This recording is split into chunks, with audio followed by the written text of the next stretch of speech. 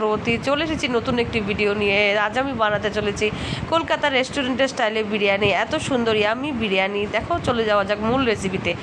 আমি এখানে চালটাকে ভিজিয়ে রেখে রাখবো 2 ঘন্টার মতো। 2 ঘন্টা চালটা ভিজিয়ে রাখবো, 1 ঘন্টাও তোমরা রাখতে পারো। এখানে একটা পাত্রে আমি চিকেনটাকে ভালোভাবে ধুয়ে আদা, লঙ্কা, রসুন, পেঁয়াজ এবং বিরিয়ানি মশলা সব দিয়ে কষিয়ে রাখছি এবং পাতিলেবু দিয়েছি এবং কষিয়ে রেখে এদিকে দেখো পেঁয়াজটাকে লাল লাল করে ভেজে নিয়েছি। অবশ্যই তোমরা পেঁয়াজের মধ্যে কাঁচা পেঁয়াজটাকে কুচিয়ে হলুদ নুন মাখিয়ে ভাজবে, তাহলে মুচমুচে হবে।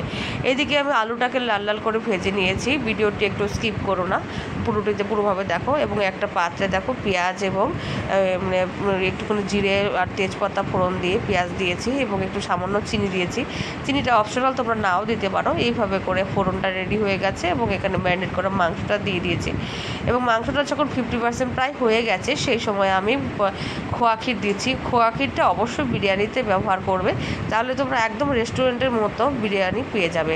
এইভাবে করে আর বাজারে বিরিয়ানি খেতে ইচ্ছা করবে না।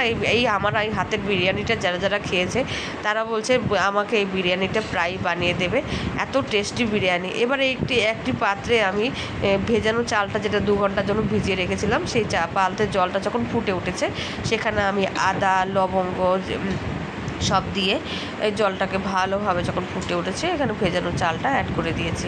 এবারে আমার চালটা একটুখানি ফুটে উঠতেই আমি নামিয়ে নিয়েছি। ঝরঝরে দেখো হয়েছে। এবার একটি পাত্রে সেই ভাজা আলু এসব চিকেন মশলার সব কিছু রেডি করে দিয়েছি এবং অবশ্যই এখানে দুধ তোমরা ইউজ করবে, দুধটা দিলে বিরিয়ানির টেস্ট হয়। এবার এইভাবে করে একভাবে বিরিয়ানির আলুটা দিচ্ছি, আবার পেঁয়াজটা দিচ্ছি এইভাবে করে, এবং সব শেষে আমি ঘিটা অ্যাড করছি। অবশ্যই ঘি অ্যাড করবে। এবার অ্যাড করছি কেওড়া জল, এবারে অ্যাড করছি গোলাপ জল। এইভাবে করে তোমরা যদি করো বিরিয়ানি, তাহলে খুব সুস্বাদু একটা বিরিয়ানি তৈরি হবে। দেখো আমার বিরিয়ানি প্রায় রেডি। খুব সুন্দর ইয়াম্মি বিরিয়ানি।